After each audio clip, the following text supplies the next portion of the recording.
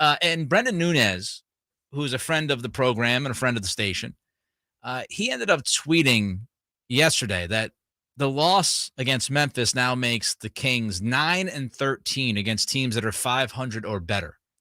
Is that a big deal? I don't think it is. I was looking today, Nick. I don't know if somebody could point me in. I looked at Basketball Reference. I looked everywhere to see if I could just find everybody's record against winning teams. I couldn't find it anywhere. Yeah, ESPN. Is it where at ESPN? Just in their regular standings? You go to the standings and then you hit expanded or something like that. Oh, okay. I did not see that little option there. Okay. I would guess, and you're probably pulling it up right now as I make this totally unfact-checked proclamation that I'm about to make. I would guess most teams are not much better when it comes to their record against winning teams. Playoff teams are better than that. Okay. Some of them much better. Okay. But I did find two examples. It's funny. You and I think very alike when we research things. I did find two examples that would make you feel better about it. As well, like big picture context. You want those? You want yes, those please. two? Yes. Okay, so I went back to last year because I wanted a full season. Right. I didn't want okay, this is what's happening. Sure. So last year, Milwaukee, a team close to your heart, 24-25 against teams that are 500 or better. So they were under 500. They were 24-25. Okay. Denver last year against teams that were 500 or better, 21-26. So they were 5 games under 500 against teams that were 500 or better. So there were teams that made the playoffs, a couple teams that made the playoffs last year that did not play against, teams 500 or better at 500 or better. But the vast majority of the teams that made the playoffs last year, they did have a winning record against those kinds of teams. Mm-hmm. So I don't think it's the end-all, be-all, because, again, Milwaukee proves that you can be under 500. Denver proved last year in this same conference that you could be 5 games under 500 against, let's just call them good teams to shorten it.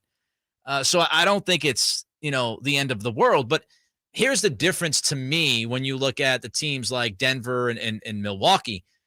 It is the Kings and the expectations around the Kings. Like the more apt comparison, I think, that you look at should be teams that were hovering around 500 last year, because that's where we kind of expected the Kings to be. That was going to kind of be my second point. Even if that's not the case, with my totally unfact-checked proclamation, even if a lot of teams are better against winning teams, look, man, I'm not getting, although it may seem like it at times, I'm not getting too far ahead of myself as far as who these Kings are and where they are in their development and building towards something. It's moving in the right direction. It's definitely moving in the right direction. And as far as from an entertainment standpoint, off the charts. They're one of the most entertaining teams I don't want to say in the NBA, but probably one of the more entertaining teams in the NBA right now. But there's still not a team that I expect to go out there and put up a great record against winning teams. You know what I mean? But the first step, I've always thought the first step in building credibility and building towards something is take care of business when you're supposed to take care of business. And they've been doing that. So I wasn't really all that surprised, disappointed when you pointed out that number to us of their record against winning teams. I don't think it's that big of a deal. Back to Kings in a second. Just want to let you know we'll speak to Jeff Howe in the 4 o'clock hour. And, of course, all guests come to you from the Folsom Lake Honda Hotline. Folsom Lake Honda, your one-stop Honda shop. He's Ramie. I'm Cattles. Cattles and Ramie here in Sactown Sports. Looking back, Ramie, because I just pulled it up. So last year, this will give you an even better feel for this. So last year, teams 7 through 10, once I think this is post-play-in. Mm-hmm. You had Minnesota, New Orleans, the Clippers, and San Antonio. Those were your 7 through 10 teams, okay? Looking at those teams' records against good teams, 500 and above. The T-Wolves, they finished the year 10 games above 500 on the season, 46-36. Against good teams, 20-27. The Pelicans made that late charge, right? They finished 36-46. And I said this year I thought the Kings would win 37 games. Mm-hmm. Pelicans last year, 36-46. They snuck into the playoffs or the play-in, and they were 17-34 against good teams.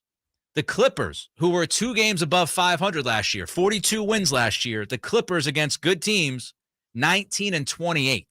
So when you look at, teams that are going to be hovering around 500 in the Western Conference, none of those teams had winning records against good teams.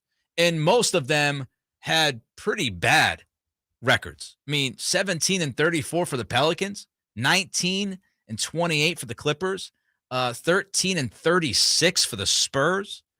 So it goes in line with that. If you want the Kings to take that next step and be a lock, quote unquote, for a top 4 or 5 seed, then yes, you need to have near 500, maybe a clip better against these good teams. But if we're being realistic and we say, hey, if they win 40 games this year, then you feel pretty good about, but also maybe being a couple games under 500. When you look at the standings, Nick, and how many teams are just hovering right around 500, they might have a bunch of games against teams that are under 500 before all is said and done. You know what I mean? Which we'll get to, because I read something today that they have one of the 5 easiest schedules the remaining of the year, which is good news. And it makes sense when you look at how it started and who was on the slate to begin with. Up until this point, and this depends on who's doing the research and what. But I saw that up until this point, I think it was Wilsey on Twitter, but somebody tweeted it out, that the Kings have played the 7th hardest schedule in the league. So they've played the 7th hardest up to this point. If you look at the rest of their season, they will play a top 5 easy schedule. So you would think that it would swing. And you're right, Ramie. Really, to me, and I've said this from the beginning of the season, win the winnables, right, is what I like to say. Yep. And they're 10-3 against teams that are 500 and below. So they're beating the teams they should beat. You're going to lose a couple of them. They're going to frustrate you, but they are beating the teams that they need to beat. And I would also say that they're 8-9 on the road, which is good.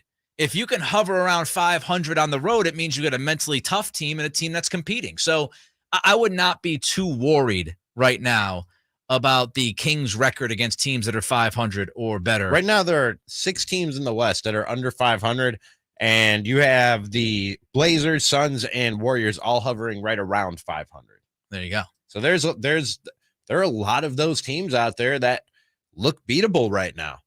Can't miss